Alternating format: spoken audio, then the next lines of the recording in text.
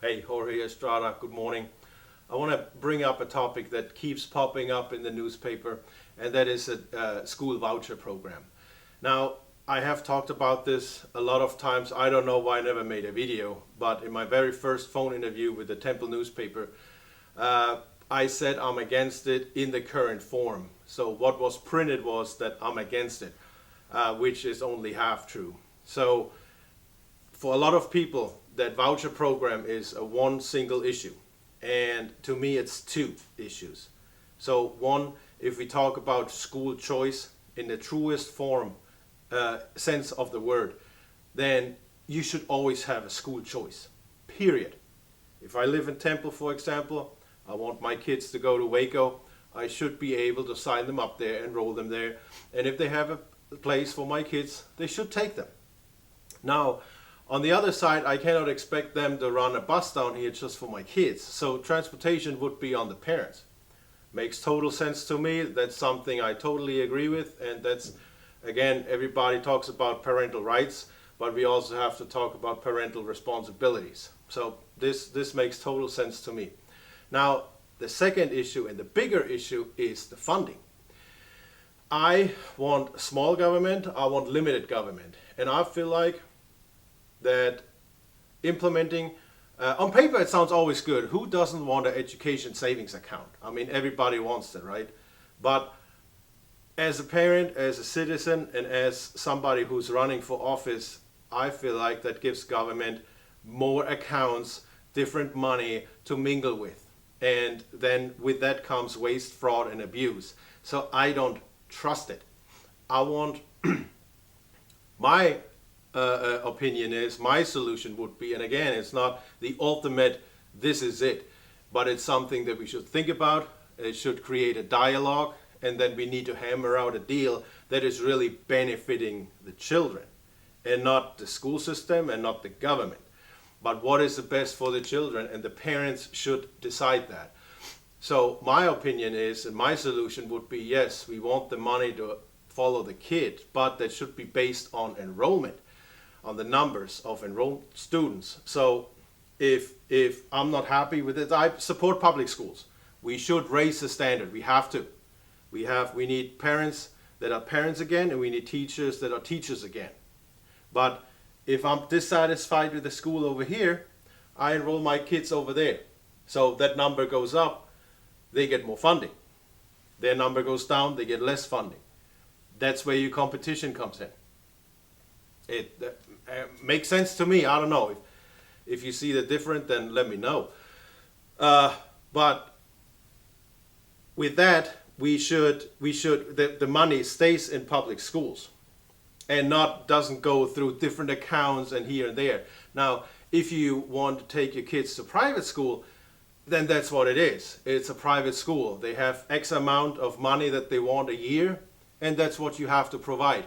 I do not want that public money goes into private schools, hence private schools. If we give them public money, they're public schools. And if the government gives you money, they want to have a say in what you spend it on and how and why and more reports and this and that. So in the end, again, I feel like it gives the government more power over private education.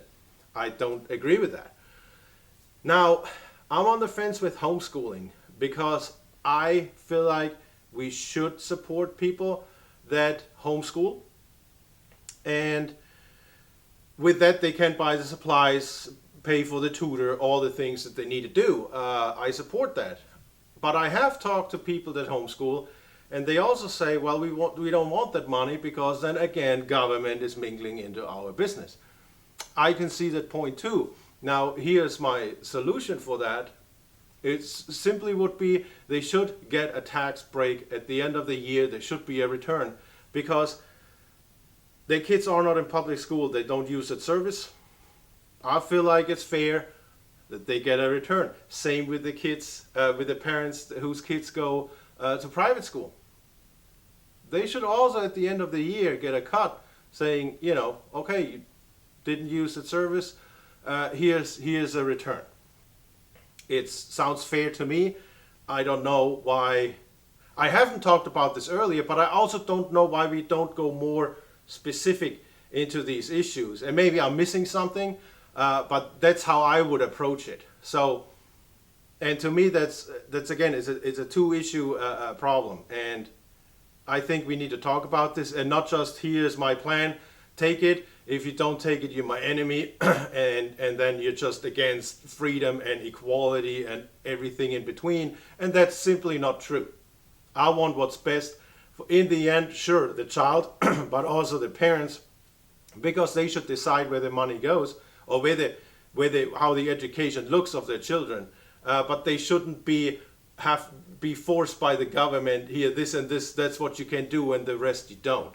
So again, I feel like it's not a black and white issue. We need to sit down and hammer out a deal that is really working for the people, not necessarily for the institutions. It has to benefit the people. And even if you think, well, I'm getting these $5,800 a year, first of all, it's not. It doesn't even cover a full tuition for a full year, and it also doesn't mean that your kid is being accepted into a private school. So my question is, if you then still stay in public school, then what? Then you just reroute that money back there? I don't know. To me, it's confusing. It doesn't make sense the way it is. I feel like private schools should stay private. And again, if you disagree with it, if you have a different opinion, please, let us come to the table and let us talk about it.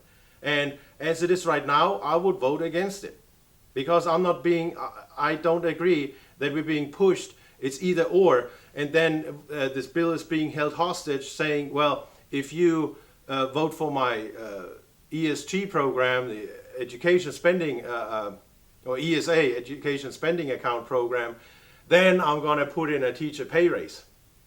That's wrong. We don't hold bills hostage like that. There should be a separate bill. Now we do school choice or school voucher, whatever you want to call it, but we have to take it apart to the detail. And then we can talk about teacher pay raises. If you want that, then we vote on it separately. Also, if those programs are funded with this awesome surplus that we're having right now, what happens when we run out of money? Then we again have to come down, sit at the table and talk about it and find out a solution. So I want these people to sit in the same room, bring up those problems, and find a solution. And if you should vote for me, that's what I'm going to do. Because we're not half-assing anything anymore. We're not holding bills hostage anymore. And we're going to look out for the citizens first. Or Texas residents, you know what I mean. We're going to look out for Texans first. And have to work out as long as it takes. Then they have to stay down there and work late, but that's what we have to do. And again, if you want to contribute, please let me know. Maybe I'm missing something, but that's my opinion, and that's what I would work towards should I be elected. Thank you so much.